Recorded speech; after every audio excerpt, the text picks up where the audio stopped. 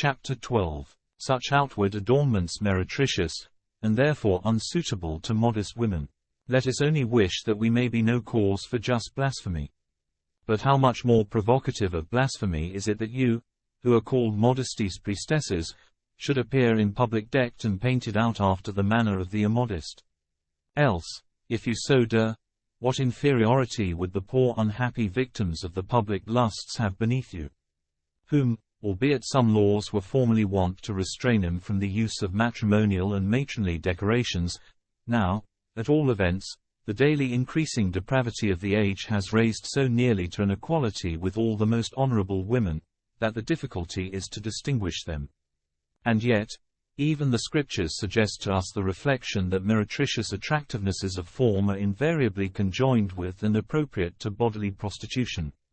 That powerful state which presides over the 7 mountains and very many waters, has merited from the Lord the appellation of a prostitute.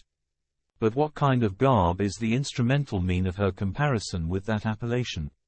She sits, to be sure, in purple, and scarlet, and gold, and precious stone. How accursed are the things without the aid of which an accursed prostitute could not have been described. It was the fact that Thamar had painted out and adorned herself, that led Judah to regard her as a harlot, and thus, because she was hidden beneath her veil, the quality of her garb belying her as if she had been a harlot, he judged her to be one, and addressed and bargained with her as such.